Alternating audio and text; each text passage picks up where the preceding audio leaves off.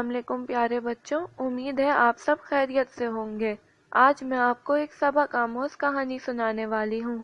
ये कहानी मैंने एक किताब में पढ़ी थी जिसका उर्दू तर्जुमा मैं आपको सुनाने वाली हूँ।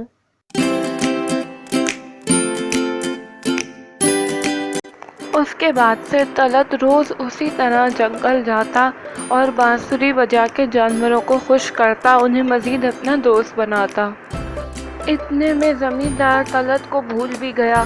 ज़मींदार दिन ब दिन मज़ीद अमीर होता जा रहा था, लेकिन वो बिल्कुल भी खुश नहीं था, बिल्कुल भी सेटिस्फाइड नहीं था। ज़मींदार के दो बेटे थे। वो दोनों निहायत ही काहिल थे। वो कोई भी काम करना पसंद नहीं करते थे, क्योंकि वो जानते थे कि बिना कोई काम करे ही उनको अपने बाप की सारी जायदाद मिल जाएगी। एक दिन ज़मींदार ने अपने बेटों से कहा कि मैंने एक ख्वाब देखा है जिसमें मैंने एक सफ़ेद खरगोश देखा है। वो खरगोश बिल्कुल सफ़ेद है, सिर्फ उसके सर पे एक काला धब्बा है। मुझे यकीन है कि वो खरगोश मेरे लिए लकी साबित होगा। मैं चाहता हूँ कि तुम दोनों जंगल जाओ और उस खरगोश को ढूंढ कर लाओ मेरे लिए। बेटों को ये बात बिल्कुल ही यूज़लेस लगती है। वो अपने अब्बा से कहते हैं कि आपने इसे ख्वाब में देखा था, वो भला हमें कैसे मिल सकता है और वो कोई आपके लिए लकी वगैरह नहीं होगा। ज़मींदार को ये सुनकर बहुत गुस्सा आता है। वो कहता है कि जो भी तुम दोनों में से उस खरगोश को ढूंढ कर लाएगा मेरे लिए, उसके नाम मैं अपनी सारी जायदाद कर दूंगा, और जो नहीं लाएगा उसको कुछ भी नहीं दूंगा। वो दोनों ये बात सुनकर फ़ौरन ही खरगोश ढूंढने चले जाते हैं। बड़ा वाला बेटा बहुत ढूंढता है, लेकिन उसको ऐसा खरगोश कहीं भी नहीं मिलता जो कि पूरा सफ़ेद हो, सिर्फ उसके सर पे एक काला धब्बा हो। छोटा वाला बेटा थोड़ा सा अक्लमंद होता है, तो वो गांव में ये बात मशहूर कर देता है कि जो भी उसको ऐसा खरगोश ढूंढ कर ला के देगा जो कि सफ़ेद हो और उसके सर पे एक काला धब्बा हो, तो मैं उसको 50 सोने के सिक्के दूंगा। लेकिन ऐसा खरगोश किसी गांव वाले को भी नहीं मिलता।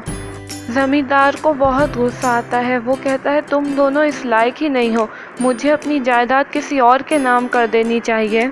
बड़ा वाला बेटा कहता है कि ऐसा कोई रैबिट नहीं है, मैंने हर जगह ढूंढा है। छोटा वाला बेटा कहता है कि मैंने तो गांव के लोगों को 50 गोल्ड के सिक्के भी ऑफ़र किए, फिर भी किसी को नहीं मिला। ज़मींदार को बहुत गुस्सा आता है।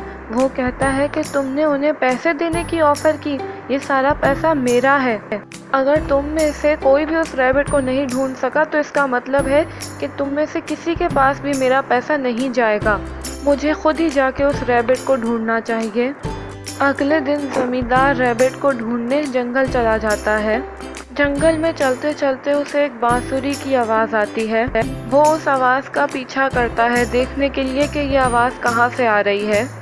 थोड़ा ही आगे जाकर उसको नज़र आता है एक लड़का बैठा हुआ बांसुरी बजा रहा है और उसके इर्द गिर्द बहुत सारे जानवर हैं, जिनमें वो सफ़ेद खरगोश भी है जिसके सर पर काला धब्बा है। तलत को पता होता है कि ज़मींदार को सफ़ेद खरगोश की तलाश है जिसके सर पर एक काला धब्बा हो, क्योंकि गांव में बात फैल गई होती है। ज़मींदार जैसे ही भागता हुआ उनके पास आता है, सारे जानवर डर के भाग जाते हैं और तलत बांसुरी बजाना रुक जाता है। ज़मींदार तलत से कहता है कि तुमने बांसुरी बजाना क्यों बंद की, बांसुरी बजाओ और उन्हें बुलाओ ताकि वो सफ़ेद खरगोश वापस आ जाए। तलत कहता है कि तो इसका मतलब है कि आपको लगता है जानवरों को मेरी बांसुरी पसंद है। ज़मींदार कहता है कि हाँ बिल्कुल, उन्हें तुम्हारी बांसुरी पसंद है, उन्हें बुलाओ ताकि वो सफ़ेद खरगोश आए। तलत दोबारा बांसुरी बजाना शुरू करता है तो एक के बाद एक सफ़ेद खरगोश समेत सारे जानवर वापस आना शुरू हो जाते हैं। ज़मींदार फ़ौरन जल्दी से खरगोश को पकड़ लेता है और कहता है कि यही तो था जिसके लिए मैं यहाँ आया था। तलत ज़मींदार से पूछता है क्या आपको मैं याद हूँ। ज़मींदार कहता है कि मुझे तो जंगल आए हुए काफ़ी वक्त हो गया, भला मुझे तुम क्यों याद होगे। तलत कहता है हाँ बिल्कुल, भला आप मुझे क्यों याद रखेंगे। तलत दोबारा अपनी बांसुरी बजाना शुरू कर देता है और सफ़ेद खरगोश ज़मींदार के हाथों से छलांग लगा देता है। जैसे ही जमींदार खरगोश को दोबारा पकड़ने की कोशिश करता है, खरगोश फौरन भाग के जाके झाड़ियों में छुप जाता है। तलत बांसुरी रोक कर उसको आवाज़ लगाता है और कहता है, जाओ मेरे दोस्त, आज़ादी से जियो। जमींदार तलत से कहता है, मैं तुम्हें 50 गोल्ड कॉइन दूंगा, बल्कि 100 गोल्ड कॉइन दूंगा। अपनी बांसुरी बजाओ और उस सफ़ेद खरगोश को दोबारा बुलाओ। तलत कहता है कि मुझे गोल्ड कॉइन्स की कोई ज़रूरत नहीं है, मेरे पास उससे भी बड़ी चीज़ है।